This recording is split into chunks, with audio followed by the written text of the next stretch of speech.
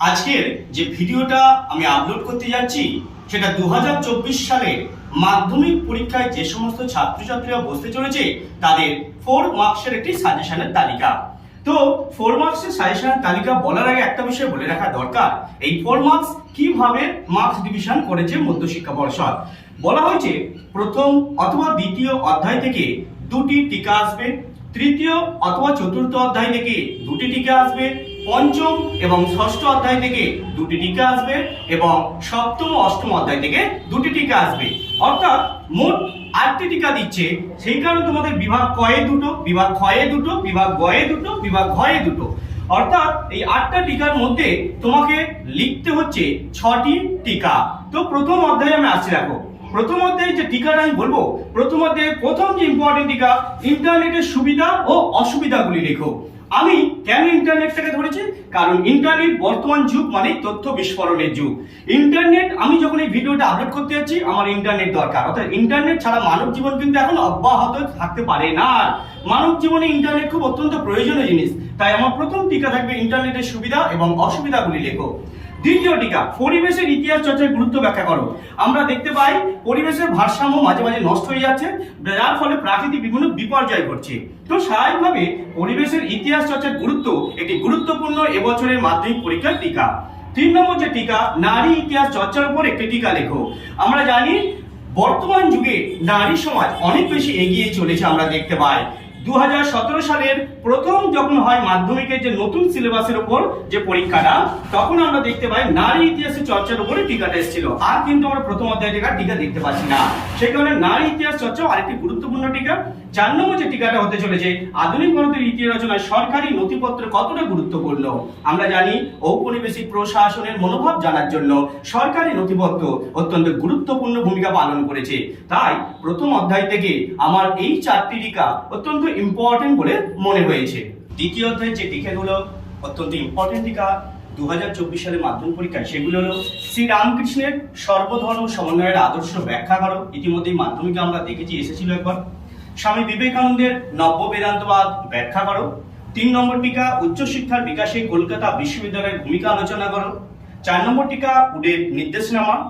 5 নম্বর টিকা, চিকিৎসা বিদ্যার ক্ষেত্রে কলকাতা মেডিকেল কলেজের ভূমিকা। 6 নম্বর টিকা, শিক্ষা বিস্তারের প্রাচ্যবাদী ও পাশ্চাত্যবাদী বিতর্ক কি। তো স্বাভাবিকভাবে দ্বিতীয় অধ্যায়ে এই টিকাগুলো অত্যন্ত ইম্পর্টেন্ট টিকা আমরা দেখতে পাই। এগুলোই ভালো করে তোমরা পরীক্ষার জন্য দেখে যাবে। তৃতীয় অধ্যায়ে যে টিকাগুলো ইম্পর্টেন্ট এবছরে, সেটি হলো 1 নম্বর, ঔপনিবেশিক সরকার কি উদ্দেশ্যে অরণ্য আইন প্রণয়ন করেছিল। ইতিমধ্যে মাধ্যমিকে আমরা এসেছিল দেখেছি, সেই জন্য অত্যন্ত মোস্ট ইম্পর্টেন্ট টিকা। 2 নম্বর টিকা ছিল নীল বিদ্রোহের সংবাদপত্রের ভূমিকা বিশ্লেষণ করো। এই দুটি টিকা তৃতীয় অধ্যায়ে অত্যন্ত ইম্পর্টেন্ট। চতুর্থ অধ্যায়ে যে টিকাগুলি অত্যন্ত ইম্পর্টেন্ট টিকা এবছরে 2024 সালের জন্য, সেটা হলো 1 নম্বর, 1857 মহাবিদ্রোহের প্রতি শিক্ষিত বাঙালি সমাজে কিরূপ মনোভাব ছিল। মাধ্যমিকে এসেছে একবার আমরা দেখেছি। 2 নম্বর টিকা, মহারানীর ঘোষণাপত্রের ঐতিহাসিক তাৎপর্য লেখো। 3 নম্বর টিকা, 1857 মহাবিদ্রোহকে কি ভারতের প্রথম স্বাধীনতা যুদ্ধ বলা যায়। এই 3টে 2024 সালের মাধ্যমিকের 4 মার্কসের জন্য অত্যন্ত ইম্পর্টেন্ট। পঞ্চম অধ্যায়ে যে টিকাগুলো 2024 সালের জন্য ইম্পর্টেন্ট। নাম্বার 1, ছাপা বইয়ের সঙ্গে শিক্ষা বিস্তারের সম্পর্ক বিশ্লেষণ করো। মোস্ট ইম্পর্টেন্ট টিকা। 2 নম্বর যে ইম্পর্টেন্ট টিকা, শ্রীরামপুর মিশনারি প্রেস কিভাবে একটি অগ্রণী মুদ্রণ যন্ত্রে বা অগ্রণী মুদ্রণ প্রতিষ্ঠানে পরিণত হলো। 3 নম্বর, বসু বিজ্ঞান মন্দির বা বোস ইনস্টিটিউট। 4 নম্বর টিকা, কারিগরি শিক্ষার বিকাশে বাংলায় বেঙ্গল টেকনিক্যাল ইনস্টিটিউট বা বিটিআই এর কি ভূমিকা ছিল। এই 4টে মোস্ট ইম্পর্টেন্ট টিকা পঞ্চম অধ্যায়ে। ষষ্ঠ অধ্যায়ে যে টিকাগুলো অত্যন্ত ইম্পর্টেন্ট 2024 সালের জন্য, number 1, workers and peasants party সম্পর্কে সংক্ষেপে লিখো। নাম্বার 2, মিরাট ষড়যন্ত্র মামলা। নাম্বার 3, মানবেন্দ্রনাথ রায়। 4, একা আন্দোলন। অর্থাৎ এই 4টে টিকা 2024 সালের 4 মার্কসের জন্য ষষ্ঠ অধ্যায় থেকে অত্যন্ত ইম্পর্টেন্ট টিকা। সপ্তম অধ্যায়ে আমি একটি টিকা ইম্পর্টেন্ট।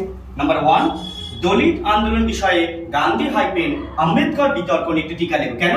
কারণ সপ্তম অধ্যায়ে আমি নারী আন্দোলন দেখবে বড় দিয়েছি, ছাত্র বিতর্ক দিয়েছি, এবং আমরা দেখতে পাই নমশূদ্র আন্দোলন। যেহেতু ওই পার্টটা পুরো বড় প্রশ্ন পেয়ে যাচ্ছে, তাহলে ওখানে টিকাগুলো কমপ্লিট হচ্ছে। সেই কারণে আমি এই অধ্যায়ে একটি টিকা মোস্ট ইম্পর্টেন্ট, সেটা দলিত আন্দোলন বিষয়ে গান্ধী আম্বেদকর বিতর্ক নিয়ে একটি টিকা লেখো। অষ্টম অধ্যায়ে যে টিকাগুলি 2024 সালের জন্য অত্যন্ত ইম্পর্টেন্ট। নাম্বার 1, দেশীয় রাজ্যগুলিকে ভারতের অন্তর্ভুক্ত করার বিষয়ে সরদার বল্লভভাই প্যাটেলের ভূমিকা বিশ্লেষণ করো। নাম্বার 2 টিকা জুনাগড় সমস্যা, নাম্বার 3 টিকা হায়দ্রাবাদ সমস্যা। কারণ জুনাগড় হায়দ্রাবাদ কেন দিলাম, কারণ কাশ্মীরটা আমরা জানি 2023 সালে পড়ে গেছে। নম্বর 4 টিকা দেশভাগ জনিত উদ্বাস্তু সমস্যা। এই চারটে টিকা অষ্টম অধ্যায় থেকে 2024 সালের 4 মার্কসের জন্য অত্যন্ত ইম্পর্টেন্ট টিকা। 2024 সালে যে সমস্ত ছাত্রের মাধ্যমিক পরীক্ষায় বসতে চলেছ তাদের জন্য আমি যে টিকাগুলো আজকে দিলাম, এই টিকাগুলো অত্যন্ত ইম্পর্টেন্ট টিকা। তোমরা এগুলো করলেই অবশ্যই পেয়ে যাবে তোমরা কমন। আমার এই ভিডিওটা যদি সত্যিই ভালো লেগে থাকে অবশ্যই লাইক করবেন এবং এসএস হিস্ট্রি গাইড এই চ্যানেলটিকে আরো নতুন নতুন ভিডিও পেতে তোমরা অবশ্যই সাবস্ক্রাইব করবে এবং সেই সঙ্গে বেল নোটিফিকেশনটা অন করে রাখবে, কারণ আমি আরো নতুন নতুন ভিডিও আপলোড করতে চলেছি।